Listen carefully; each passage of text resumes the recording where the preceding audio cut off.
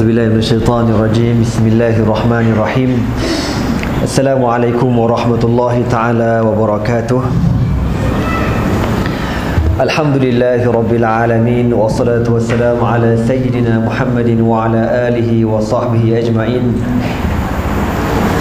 Allahumma alimna ma yanfa'una wanfa'na bima 'allamtana wa zidna 'ilman wa 'amalan mutaqabbalan warzuqna rizqan halalan kathiran wasi'an ya arhamar rahimin.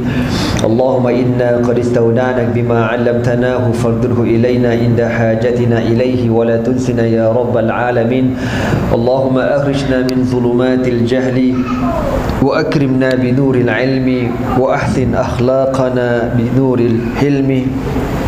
Wa sallallahu ala sayyidina Muhammad wa ala alihi wa sahbihi wa baraka wa sallam, amma ba'du. Alhamdulillah, bersyukur kita kepada Allah Subhanahu wa taala kerana dengan taufik dan hidayahnya dapat sama-sama kita menunaikan salat maghrib secara berjemaah.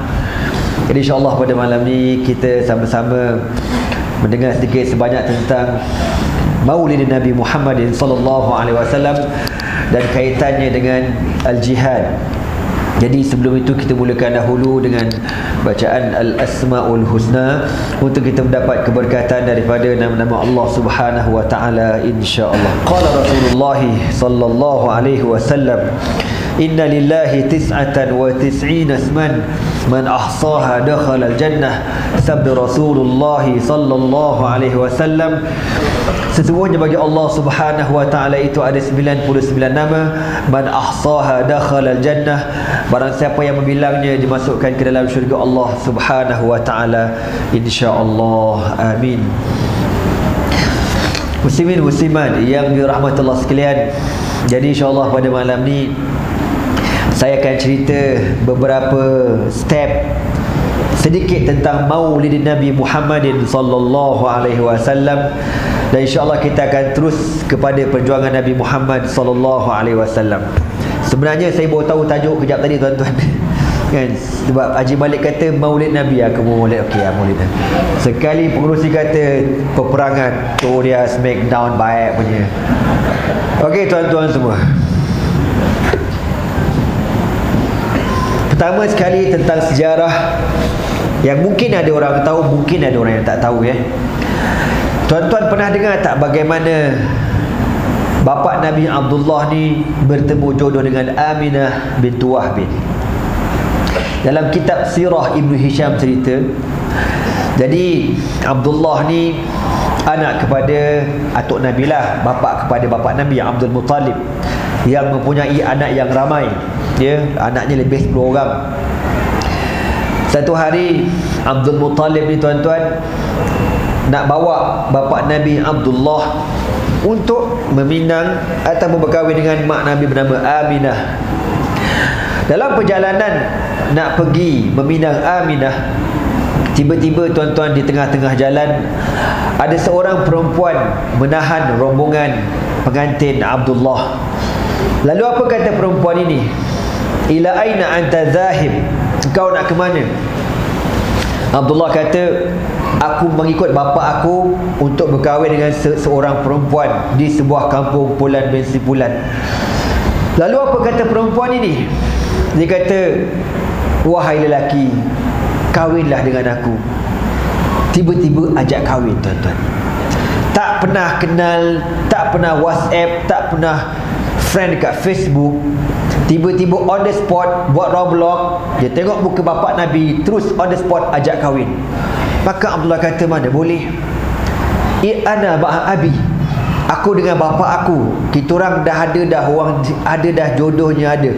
Perempuan tu beria-ria sangat, tolonglah kahwin dengan aku, please kahwin dengan I, please. Kalau tuan-tuan ada orang perempuan offer macam tu, macam hebat tuan-tuan kan.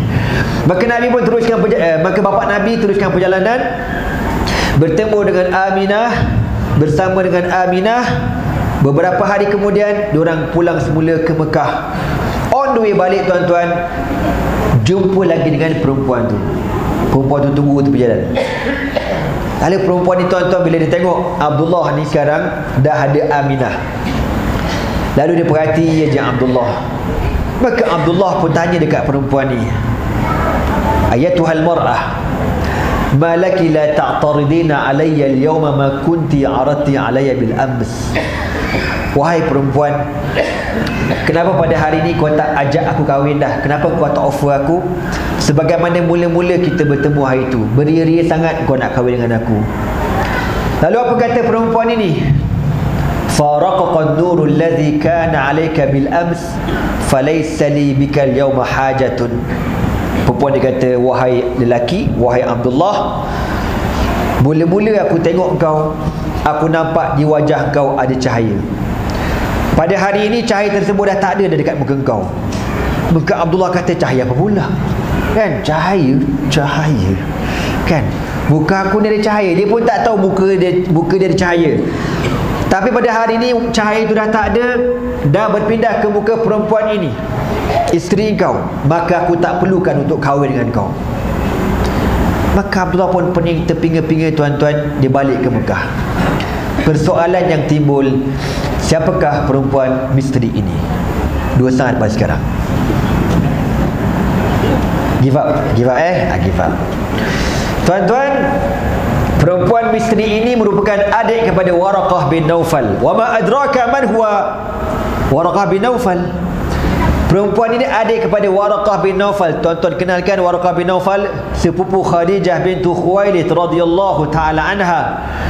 Perempuan ni, tuan-tuan, antara orang-orang Mekah yang reti membaca zaman dulu, yang kenal siapakah bapa Nabi, siapakah bakal bapaknya, siapakah bakal ibunya.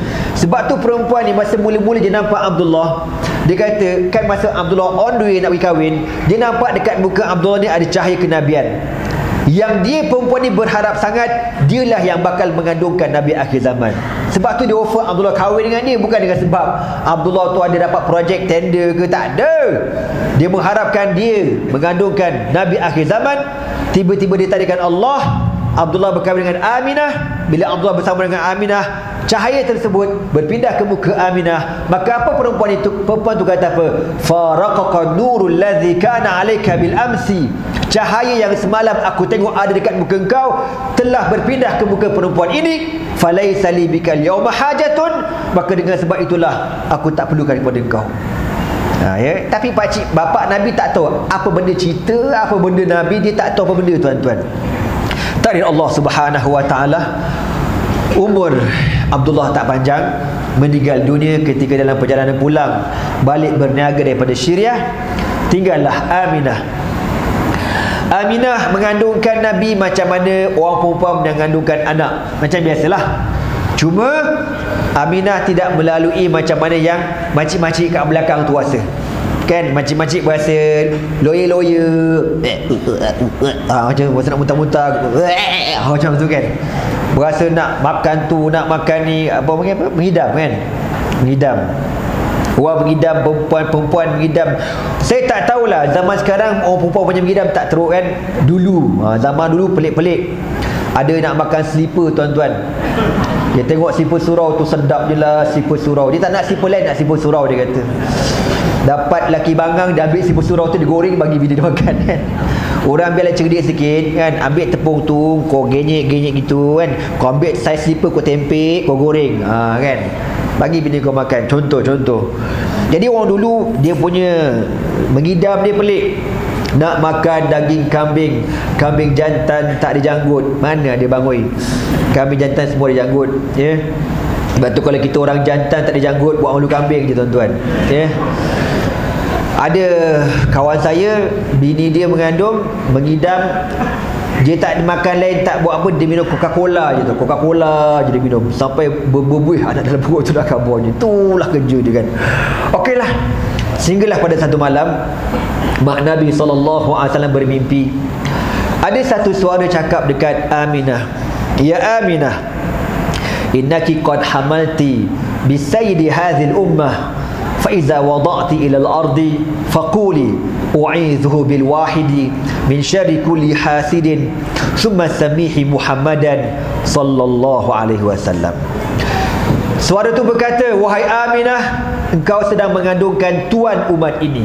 Umat ini ada tuannya. Tuannya berada dalam perut engkau. Fa fa iza wada'ti ila al-ard, apabila kau lahirkan baby ni esok, faquli u'idzuhu bil wahid, aku minta perlindungan dengan Allah daripada gangguan perkara-perkara yang mengganggu baby ini, min syarri kulli hasidin, daripada kejahatan orang-orang yang dengki, summa samihi Muhammadan sallallahu alaihi wasallam, dan kau namakan baby ini dengan nama Muhammad sallallahu alaihi wasallam. Doa ni tuan-tuan pendek je, u'idzuhu bil wahid min syarri kulli hasid, ya. Wallahu alam, tapi saya pernah beberapa tahun dululah saya pernah cerita benda ni dalam satu ceramah muslimat. Lepas pada saya ceramah tu tuan-tuan, seorang kakak tu jumpa saya, orang Kedah. Dia kata, Ustaz betul, Ustaz betul. Apa yang betulnya? Cerita Ustaz tu betul. Memanglah aku cerita betul, tak aku tipu pula, kan? Yang mana ni kata, Ustaz, yang doa Ustaz baca tu, u'idzuhu bil wahid min syarri kulli hasid. Makcik ni cerita, akak ni cerita, dia mengandung. Lepas tu bila scan, doktor kata anak akak ni songsang, kena ngurut, bagi dia duduk betul-betul kepala dekat sawan beranak tu. Dah panik lah kakak ni. Balik kampung jumpa atuk dia. Atuk ni orang ngaji pondok. Atuk dia buatkan air tawar selusuh tu, dia pun bagi doa ni. Kau baca ni cu, kau baca ni, u'idzuhu bil wahid min syarri kulli hasid. Kau urutlah perut kau tu, kau yakin dengan Allah. Semoga Allah Ta'ala dengan keberkatan Nabi Muhammad sallallahu alaihi wasallam mudahkan kau bersalin. Jadi akak ni yakin, dia baca doa tu tuan-tuan, sampailah masuk wad bersalin, bilik bersalin ni. Doktor scan sekali lagi, tengok baby tu sudah pusing baik punya tuan-tuan, ya. Mana kepala je dah duduk dekat tempat saluran peranakan. Ini berkat doa ni, ya. Jadi tuan-tuan buat apa tuan-tuan macam makcik tu, kan? Tuan-tuan tak beranak. Jadi kakak belakang tu bolehlah amalkan doa tu untuk mudahkan bersalin, insya-Allah. Tapi kalau susah juga jangan kau marah aku. Aku juga yang kena. Tak jadi pun Ustaz, kau tanya aku, mana aku tahu. Itu adalah dosa kau dengan Allah Ta'ala dengan laki kau, wallahu alam. Okey tuan-tuan, sehinggalah pada malam kelahiran Nabi SAW.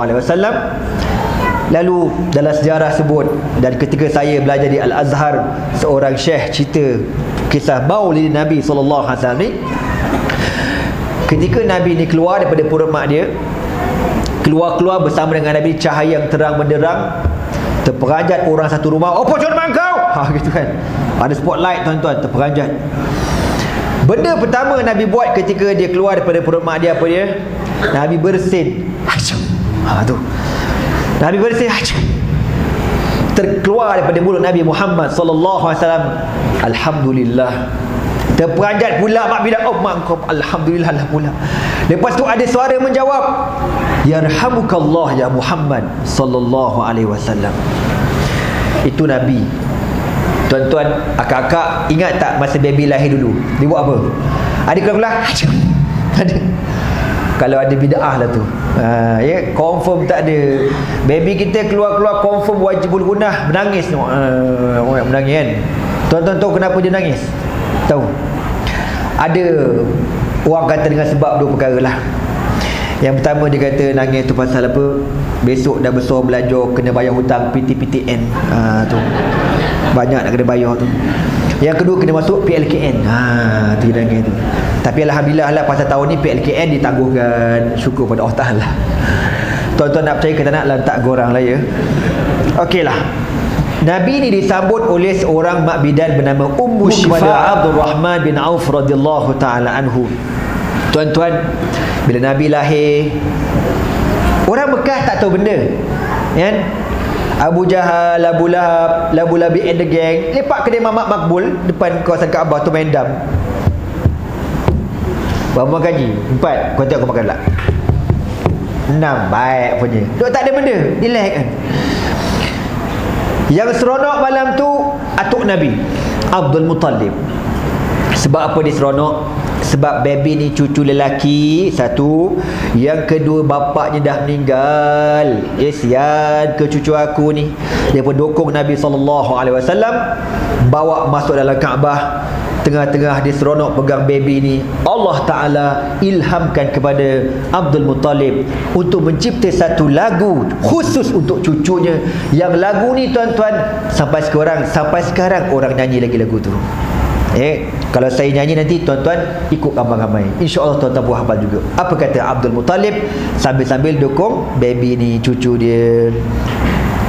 Salla alaika Allahu ya Adnani, ya Mustafa ya Safwatar Rahmani, alhamdulillahi alladhi a'tani hadzal ghulam at-tayyib al-ardani, qad sada fil mahdi ala al-ghilmani, u'idhuhu min kulli dhi shan'ani, hatta arahu balighal bunyani, u'idhuhu min kulli dhi shan'ani.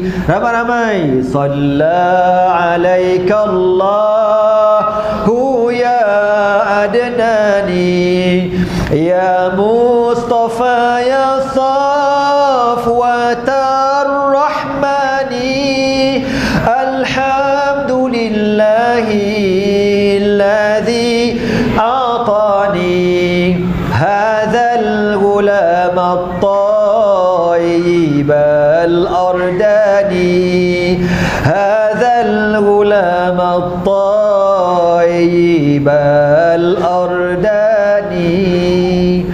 Sallallahu alaihi wasallam.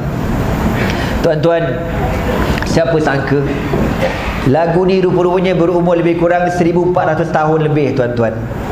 Ketika zaman tu tidak ada recording, tidak ada handphone, tidak ada alat perakam, tetapi Allah Ta'ala mentakdirkan lagu ini terus terpelihara sampai hari ini tuan-tuan. Betul lah kata Allah dalam Al-Quran, alam nashrah laka sadrak wa wada'na anka wizrak alladhi anqadha zahrak wa rafa'na laka zikrak, dan kami angkat sebutan nama engkau wahai Muhammad sallallahu alaihi wasallam. Okey tuan-tuan, jadi di Mekah malam tu biasa, ya, tak ada apa-apa, biasa-biasa je. Abu Jahal, Abu Lahab relax, tak ada benda-benda. Yang kecoh bagai nak rak malam tu dekat mana?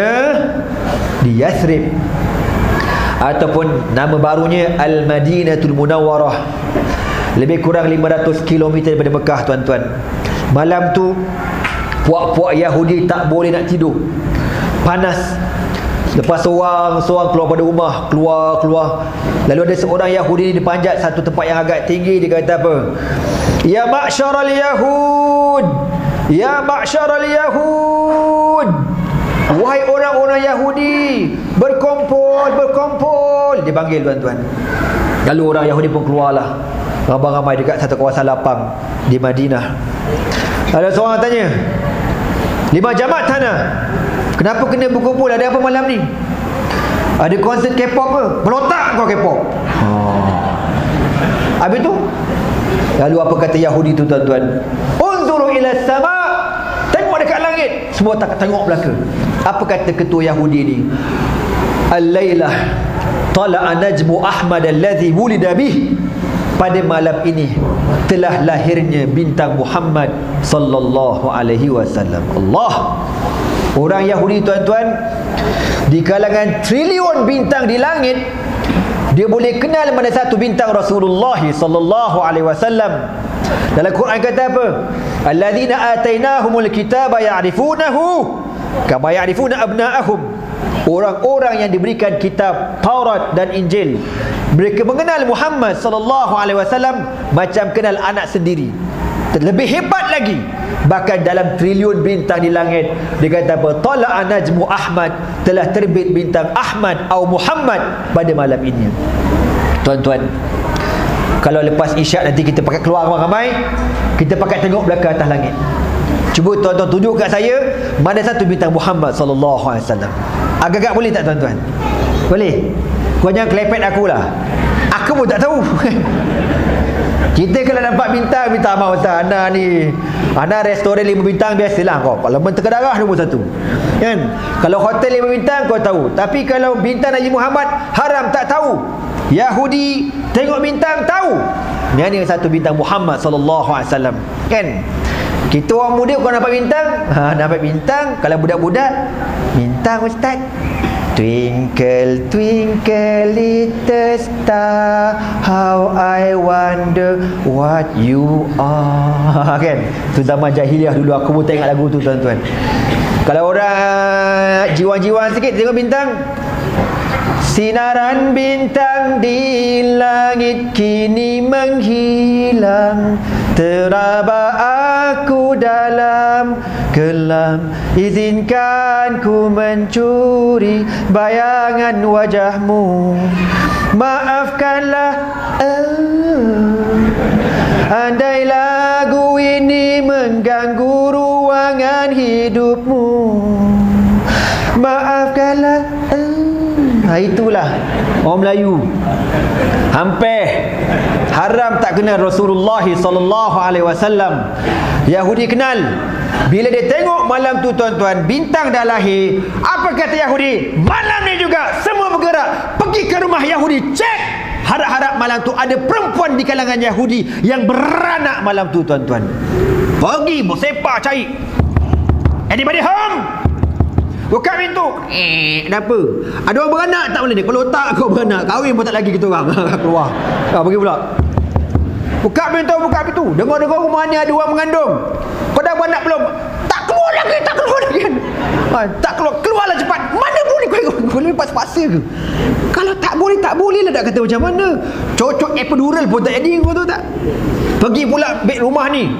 Dah beranak kalau dah beranak, lega seronok dah beranak. Tengok wedok tuan-tuan. Tahu wedok? Tanya Haji Malik. Baby perempuan. Kita orang tak nak baby perempuan. Kita orang nak baby lelaki. Mana baby lelaki? Kau ingat boleh ubah apa? Perempuan nak. Akhirnya tuan-tuan, malam tu tidak ada perempuan Yahudi yang beranak baby lelaki kecuali baby perempuan aja. Atau ada pun pondan dia tuan-tuan kalau ada lah. Itu di Madinah, Yathrib, kecoh bagai nak rak. Maka Yahudi yakin, overconfident, confirm Nabi akhir zaman bukan di kalangan bangsa Yahudi tuan-tuan. Di Mekah apa cerita? Mekah tak ada apa-apa, relax kan. Abu Jahal, Abu Lahab isap okut daun.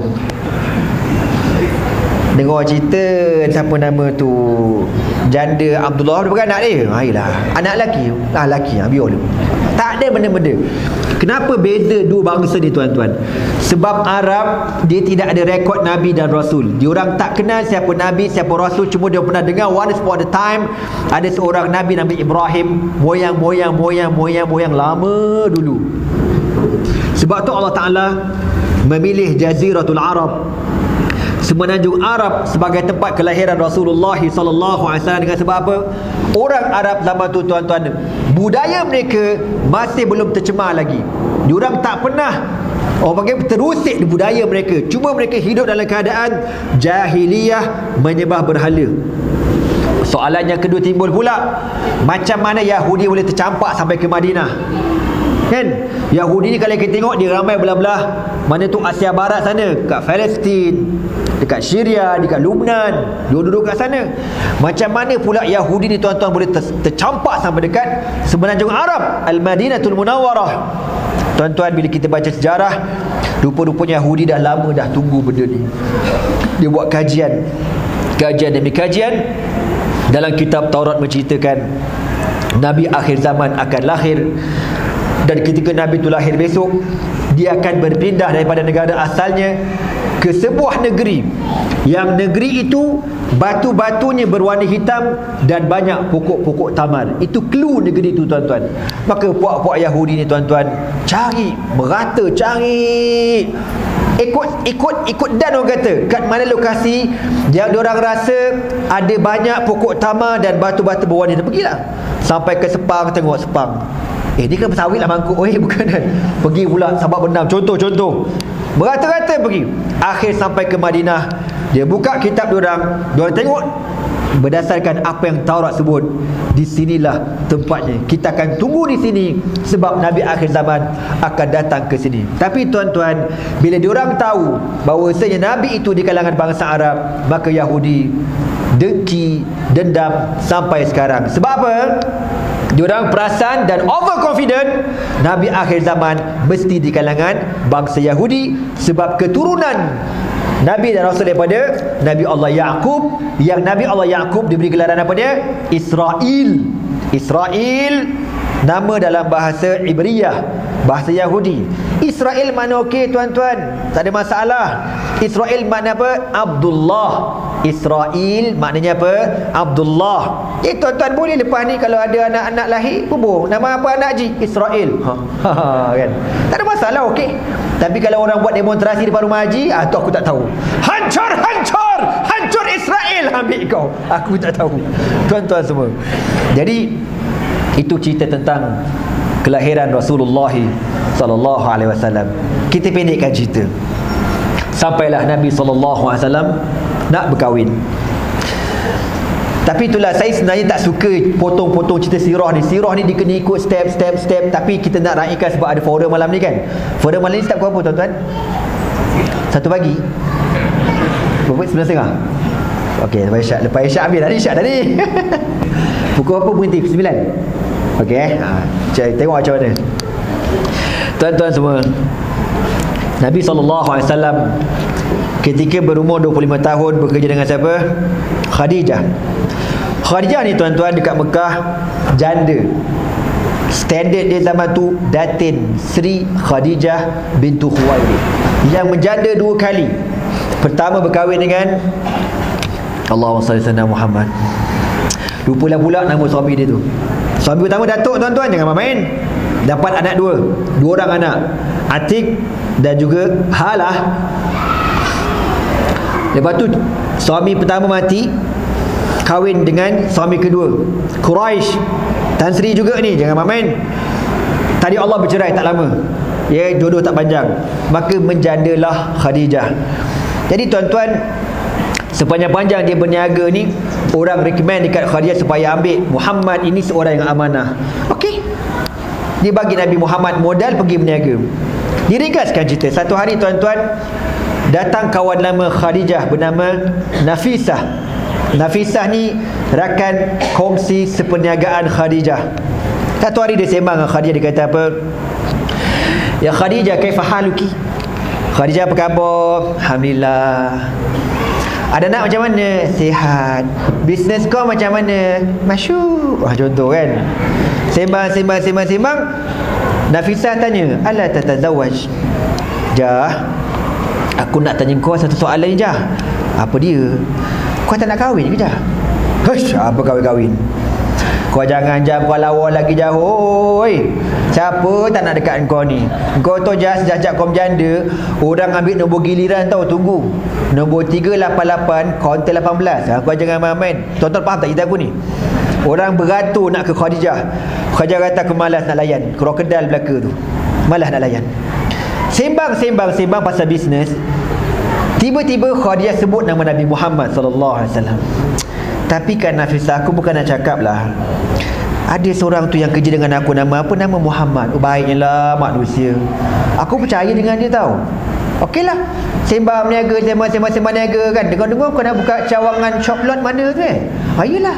Lepas tu dia sebut lagi nama Muhammad. Nanti aku ingat Nabi Muhammad lah yang bahagian shop lot. Contoh kan. Sembang pasal meniaga. Dia sebut lagi nama Muhammad sampai 3-4 kali sebut. Lalu apa kata Nafisah? Jah, aku perasan kau ni daripada tadi sembang kejap-kejap kau sebut nama Muhammad, sekejap-kejap kau sebut nama Muhammad. Kau ada apa-apa dengan dia ke? Ish, mana ada. Biasa je, dah akan kongsi je. Kau jangan kau lawa lagi Jahoi. Kalau kau nak cakap, biar aku jumpa Muhammad, aku tanya dekat dia. Kau jangan kata apa? Kalau kau berani, kau try lah. Nafisah pun pergi jumpa Nabi Muhammad sallallahu alaihi wasallam. Lalu Nafisah tanya sembang. Last kali Nafisah tanya, ya Muhammad, ala turid an tatazawwaj? Wahai Muhammad, kau tak nak kahwin ke? Nabi SAW ni tuan-tuan, bila orang tanya tak nak kahwin ke, Nabi jawab gentleman. Dia tak macam kita. Siapa nak kat saya tu, kita kona-kona, ada nombor telefon, ada nak WhatsApp dia ke, kita berapa tuan-tuan. Nabi tak. Nabi kata, siapa nak kat aku? Aku anak yatim, aku tak ada harta.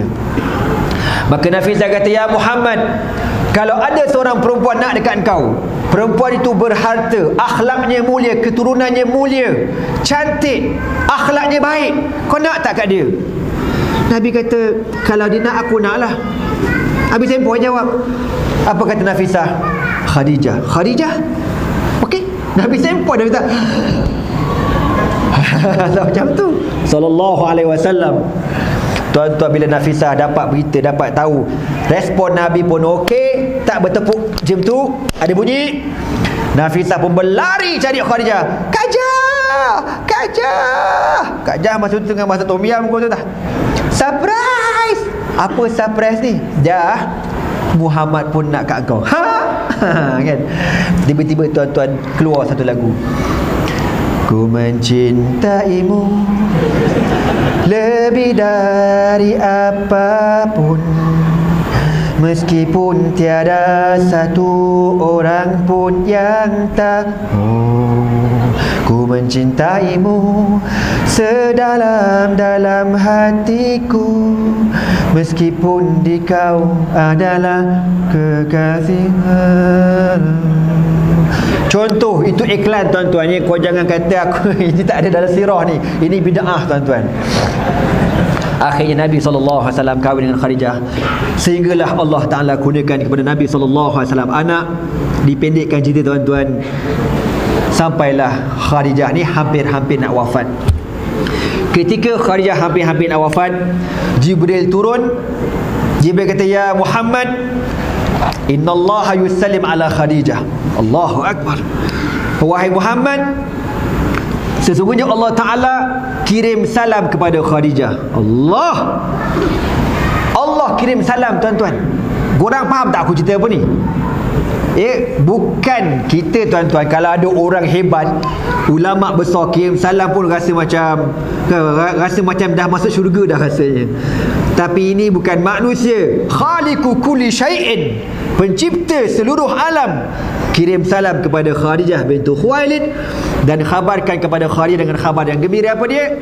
Allah dah siapkan baituha fil jannah, dah ada rumah dekat syurga. Rumah Khadijah ni tuan-tuan diperbuat daripada permata yang malaikat Jibril kata apa? Kalau dia masuk dalam rumah tu, dia takkan berasa letih, dia takkan berasa bising, dia takkan berasa apa-apa kecuali ketenangan dan keseronokan tuan-tuan. Lalu akhirnya Khadijah meninggal dunia radhiyallahu taala anha, sehinggalah Rasulullah sallallahu alaihi wasallam berhijrah ke Al-Madinatul Munawwarah. Kita terus kepada tahun kedua Hijri sallallahu alaihi wasallam. Kuatlah sikit sallallahu alaihi wasallam. Macam tak makan je lemah tu. Pada tahun 2 Hijrah tuan-tuan, ditarikan Allah Subhanahu wa taala,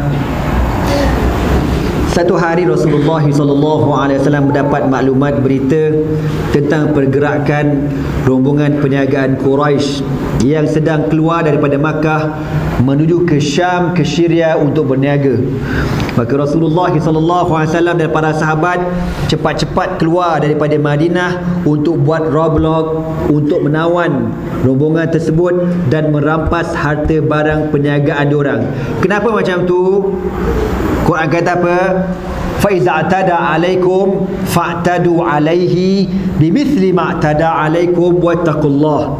Apabila orang kafir melakukan perkara yang melampau kepada kamu wahai Muhammad, fa'tadu alaihi, maka kau buat sama macam tu juga, bimithli ma'tada alaikum, sebagaimana mereka buat melampau kepada kamu, wattaqullah, dan hendaklah kamu takut kepada Allah Subhanahu wa taala. Maka Nabi SAW keluar untuk roadblock dan rampas segala harta perniagaan orang Quraisy. Dengan sebab orang Quraisy ni tuan-tuan, masa dekat Mekah dulu, dia orang bully Nabi, dia bully para sahabat, dia rampas segala harta benda para sahabat Nabi. Sekarang sudah sampai masa untuk qisas.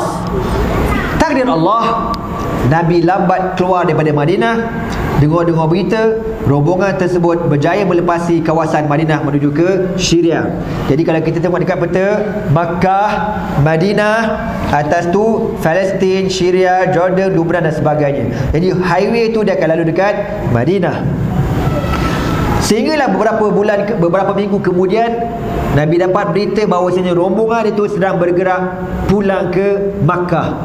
Maka Nabi kata kepada para sahabat-sahabat semua, berdasarkan perisikan yang terbaru, rombongan Abu Sufyan akan pulang ke Mekah dalam beberapa hari lagi dan mereka akan sampai dia akan lalu depan Madinah. Kita akan blok mereka. Siapa yang nak follow, silakan. Okey tuan-tuan kena ingat sejarah Perang Badar. Perang Badar dia tak macam Perang Uhud, Khandaq, Khaybar, peperangan Ghazwatu Ghatafan, Tabuk. Tak sama. Badar satu-satunya peperangan yang Nabi tak prepare nak perang. Nabi hanya prepare nak pergi buat Roblox sahaja. Sebab tu Nabi kata dekat para sahabat, siapa nak keluar, tak nak pun tak apa. Jadi sahabat tak prepare tuan-tuan. Sahabat kata okeylah, tak perang, tak ada, kita buat Roblox je, okeylah. Jadi sahabat ni ada yang keluar pakai baju perang, ada pakai pagoda, contoh kan, ada pakai slipper, ada tas belegang lah, orang kata buat ramai aja. Tapi tak ada niat, tak bersungguh nak berperang. Abu Sufyan tuan-tuan, dia dapat maklumat, dengar-dengar Muhammad nak buat Roblox. Lalu dia pun hantar satu wakil daripada rombongan ini, memecut dengan selaju yang mungkin pergi ke Mekah untuk hantar maklumat terkini. Apa dia? Rombongan Quraisy dalam bahaya. Kalau kau tak support, bila-bila saja kena ambush dengan Muhammad, habis kau punya barang-barang perniagaan, kena pau dengan Muhammad belaka. Jadi korang kena selamatkan. Jadi seorang lelaki ni tuan-tuan, nama dia Damdam. Nama pun brutal. Dia pergi pecut kuda sampai dekat Mekah tuan-tuan. Dia nak tunjuk benda ni real kan. Padahal Nabi belum serang lagi tau. Tapi nak tunjuk benda real. Punya gila Muhammad ni. Tak sabar mana sama ada dia kelar hidung dia ataupun telinga dia. Dia kelar dengan pisau, berdarah. Dia masuk ke Mekah berangkat-angkat. Help me. Macam tu, muka berdebu-debu. Orang akan berkata, siapa ni? Aku daripada rombongan Abu Sufyan, muka berdarah ni kan. Oi, rescue 911. Oi, apa hal cerita ni? Oh, petang, tolong kan tu. Apa cerita? Rombongan Abu Sufyan dalam keadaan bahaya. Mereka diserang oleh Muhammad. Padahal tak serang pun lagi. Nabi baru start motor. Baru start nak keluar ni kata. Tapi Muhammad ni dah provoke kau-kau, mau tahu tak? Abu Jahal kata, "Kuang aja! Bersiap semua!" Tuan-tuan, maka Abu Jahal ni siapkan seluruh bala tentera, 1000 orang, memang niat nak hancurkan Rasulullah sallallahu alaihi wasallam. Tuan-tuan, dia kata kita akan ajar Muhammad, kita akan keluar. Abu Sufyan pun berjalan pelan-pelan dengan rombongan dia. Nabi sallallahu alaihi wasallam keluar juga. Beberapa kilometer daripada mereka ni tuan-tuan, Nabi suruh sahabat pergi Riki, tengok keadaan macam mana. Sahabat berhati tengok, ya Rasulullah, nampak ada macam pergerakan. Okey, tak apa, kita biarkan. Lalu tuan-tuan, Abu Sufyan teruskan perjalanan. Dia nak tahu kawasan ni Nabi dah lalu ke belum, ada orang pernah jalan ke belum.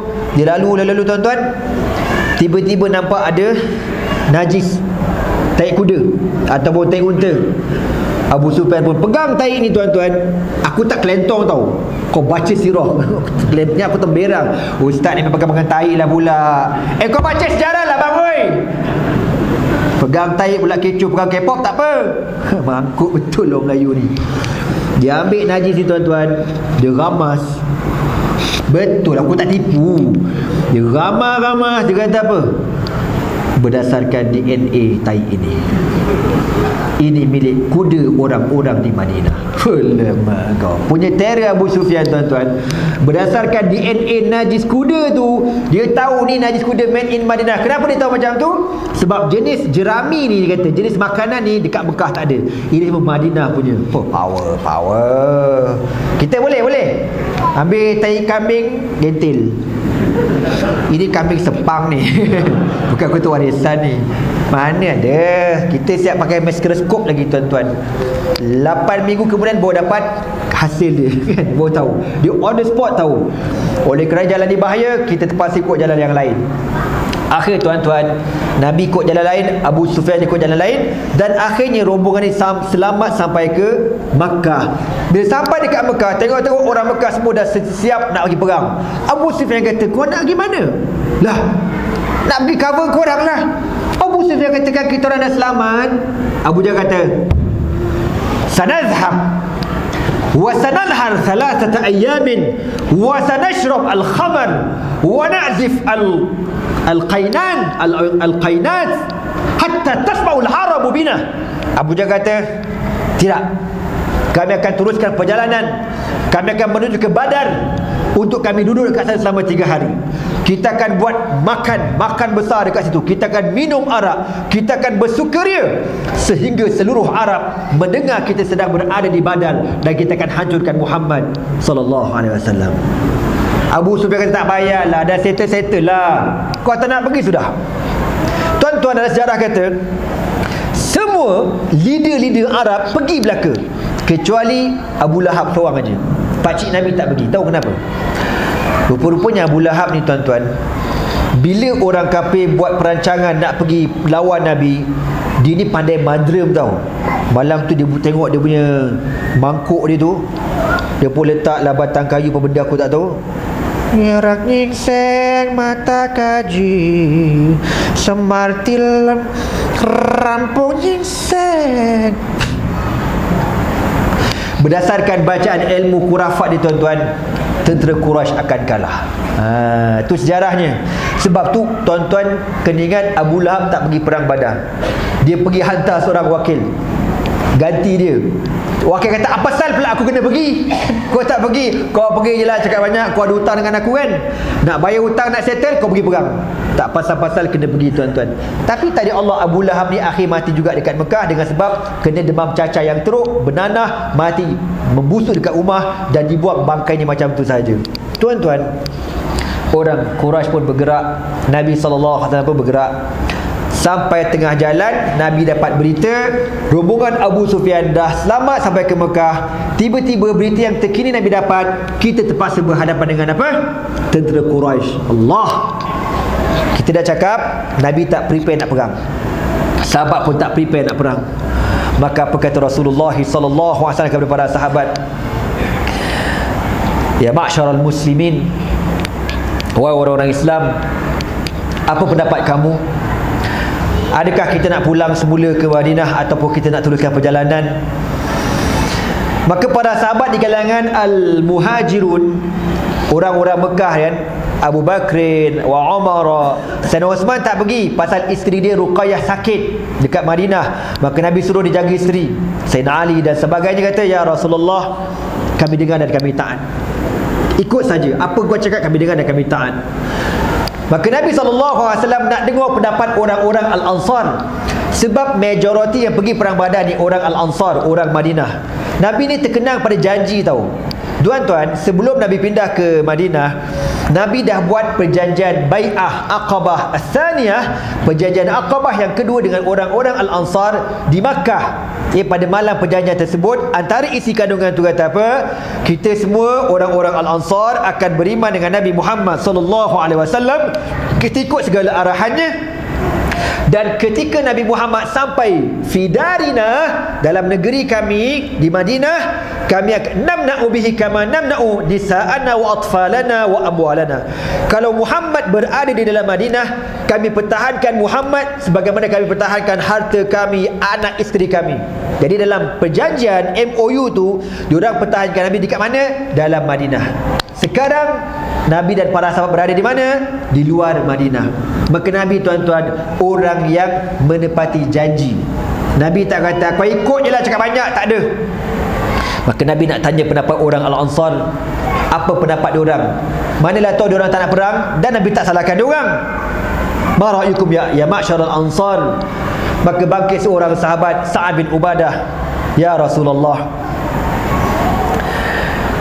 law sirna ma'ana hatta barkil ghimadi lasirna ma'ak. Ya Rasulullah, bukankan ke Badar, kalau kau ajak kami teruskan perjalanan sampai ke Barkil Ghimad. Barkil Ghimad ni tuan-tuan agak jauh lagi, kami akan ke sana. Sorry, ini perkataan orang-orang Al-Muhajirun. Orang Al-Ansar kata, ya Rasulullah, law hudna hadzal bahr la hudnaka ma'ak. Ya Rasulullah, jangankan ke Barkil Ghimad, jangan ke Al-Badar, kalau kau ajak kami menyeberangi lautan ini. Badar ni tuan-tuan, dia agak berhampiran dengan pantai, dengan laut. Kalau kau ajak kami untuk menyeberangi lautan ini, lahudnaka ma'ak, kami akan menyeberangi bersama engkau ya Rasulullah. Wa innana la naqulu kama qala banu Israil Musa alaihi salatu wasalam, izhab anta wa rabbuka faqatila inna hahuna qa'idun. Walakinnana naqul izhab anta wa rabbuka faqatila inna ma'akum muqatiluna ya Rasulullah. Nahnu qaumun sudqun fil jihadi wa sabrun inda liqa'i. Dia kata macam tu. Tuan-tuan faham ke tidak aku cakap apa ni? Apa kata orang Al-Ansar tuan-tuan? Ya Rasulullah, kalau kau ajak kami melintasi lautan ini, ya Rasulullah, kami tidak akan memberi jawapan sebagaimana jawapan Bani Israel ketika Nabi Musa alaihi salatu wasalam ajak Bani Israel berjuang berjihad untuk apa? Membebaskan Al-Aqsa, Palestin satu ketika dahulu daripada kerajaan raja yang bernama Bukhtarasar. Bila Nabi Musa ni tuan-tuan ajak Bani Israel pergi perang, pergi jihad, apa kata Bani Israel? Izhab anta wa rabbuka faqatila innaha huna qa'idun. Wahai Musa, apa dia? Pergi perang, engkau dengan Tuhan kau dah boleh cover dah. Dia kata macam tu. Izhab anta wa rabbuk, pergilah engkau dengan Tuhan kau pergi berperang berdua. Innaha huna qa'idun, kami duduk kat rumah dah. Atau Astro kan. Walakinnana naqul, tetapi kami orang Al-Ansar akan kata apa? Izhab anta wa rabbuka faqatila inna ma'akum muqatilun. Pergilah engkau dengan Allah berperang dan kami akan berperang bersama engkau ya Rasulullah. Nahnu qaumun subrun fil jihadi. Dia kata, kami merupakan satu kaum yang amat sabar ketika berperang. Wasudukun inda liqa, dan bila bertemu dengan musuh kami terlalu benar. Maknanya bahasa mudah kita kata apa? Pergi tak kembali. Macam tu tuan-tuan. Bila Nabi SAW dengar tuan-tuan, orang-orang Al-Ansar kata macam tu, bertambah semangat motivasi Rasulullah SAW, sehingga akhirnya berlakulah peperangan Badar. Maka Rasulullah SAW minta pendapat para sahabat. Walaupun Nabi ni wa ma yantiqu anil hawa in huwa illa wahyun yuha, tapi Nabi ikut janji. Janji kata begini, ikut janji dengan para sahabat radhiyallahu taala anhum ajmain. Tuan-tuan, itu ringkasan perang Badar. Kita up sikit. Bagaimana Khandaq tuan-tuan, yang berlaku kalau tak salah pada tahun 5 Hijri. Ringkas cerita. Perang Khandaq ni tuan-tuan, perang berat sebelah. Ketika Nabi SAW dapat berita setelah orang kafir ni kalah dalam perang Uhud, kalah perang Badar, menang tipis pada Uhud, diorang nak hancurkan terus Nabi dalam perang Khandaq. Maka Nabi SAW dapat berita orang kafir dah prepare, dah siap-siap, seramai 10,000 kabilah sedang bergerak menuju ke Al-Madinatul Munawwarah. Maka Nabi SAW berbincang dengan para sahabat. Nabi tuan-tuan berani. Kalau dalam Uhud sikit sebelum pergi Khandaq sikit, masa Uhud tuan-tuan, Nabi tanya lagi sahabat, kita nak pertahan dalam Madinah ke ataupun kita nak lawan di luar Madinah? Tuan-tuan, orang veteran, sahabat veteran kata, ya Rasulullah, kita pertahankan Madinah. Mana kita bertahan dalam Madinah, itu lagi bagus. Orang veteran yang pergi perang Badar cakap macam tu, bertahan dalam Madinah. Orang muda bayi-bayi aku ni yang miss perang Badar tu semua semangat ni, sebab orang miss perang Badar bangun. Tuan-tuan tahu tak betapa mulianya orang pergi Badar ni? Orang pergi Badar ni tuan-tuan, dalam kategori sahabat Nabi first class, you know. Kan? Tak termasuklah orang yang mula-mula Islam dekat Mekah tu, lain levelnya. Tapi binisbati lil Madinatil Munawwarah, nisbah di Madinah, Sahabat yang paling mulia siapa dia? Allazina hadaru badran, yang hadir peperangan Badar. Orang pergi perang Badar ni tuan-tuan, Allah kata aku ampunkan semua dosa mereka. Ni hebat orang pergi perang Badar. Jadi bila para sahabat yang tak pergi, dia frust. Aduh, macam manalah aku boleh tak pergi. Aduh, tak tahulah pula ada perang. Alamak, dia frust. Bila dengar ada Uhud tuan-tuan, dia kata, ya Rasulullah, kita akan lawan mereka di luar. Kita lawan mereka di luar. Veteran kata yang pergi perang Badar, kita bertahan dekat dalam. Orang muda kata lawan dekat luar. Nabi boleh dengar pendapat ni tuan-tuan. Majoriti kata lawan dekat luar. Nabi kan ikut pendapat Nabi bersama dengan orang veteran. Tapi dan majoriti kata lawan dekat luar. Okeylah. Nabi pun siap-siap masuk bilik, pakai baju besi 2 lapis. Dah siap, Nabi pun keluar. Rupa-rupanya masa Nabi siap tu tuan-tuan, sahabat yang tak pergi perang ni buat meeting sama-sama dia. Kau pasal pula kau cakap lawan dekat luar? Dah elok orang veteran kata kat dalam lah. Kau tengok, Nabi sokong diorang, kita ni pula semangat lebih-lebih. Tak pasal-pasal Nabi kena perang kat luar. Cubalah kau fikir sikit benda macam tu. Menyebabkan orang muda kata, oh lah, tak baiklah pula kita ni kan. Kita cakap balik ke Nabi lah, lawan kat dalam je lah ya Rasulullah. Diorang bukan takut tau, diorang rasa macam bersalah, macam diorang paksa Nabi lawan dekat luar. Habis macam mana? Kita cakap kat Nabi lah, kita lawan dekat dalam. Tak lama kemudian Nabi keluar. Nabi keluar tuan-tuan pakai baju siap, baju besi, topi besi dengan senjata. Maka sahabat kata, ya Rasulullah, kami tadi dah bersyarat sekejap ad hoc tadi, dan kita orang ingat perang kat dalam je lah, mentaati arahan kau ya Rasulullah. Nabi dah pakai baju besi. Apa kata Nabi SAW? Makana lin nabiyyi idza labisa la'matahu ayanzi'aha. Nabi kata, tidak sepatutnya seorang Nabi kalau dah pakai baju besi, dia buka balik baju besi tu. Maknanya apa tuan-tuan? Nabi Rasul kalau dah pakai baju besi, dia akan lawan. Dia takkan kona balik buka, tak ada. Jadi keputusan dia kata, lawan dekat luar, kita pergi kat luar. Itu nak khabar keberanian Rasulullah sallallahu alaihi wasallam tuan-tuan, dalam perang Uhud. Pergi dekat Khandaq sikit tuan-tuan. Di Khandaq tuan-tuan, Nabi bermusyawarah dengan para sahabat. Macam mana kita nak menghadapi tentera yang ramai ni? Masing-masing bagi pengalaman. Lalu ada seorang sahabat Nabi yang merupakan orang asing, asal daripada Parsi, Sayyidina Salman Al-Farisi radhiyallahu ta'ala anhu. Ya Rasulullah, pengalaman kami di Parsi dahulu, kalau musuh lebih ramai daripada bilangan kami, khandaqna, kami akan gali parit. Satu cadangan yang tak pernah terfikir di kalangan orang Arab, gali parit. Alamak, kan?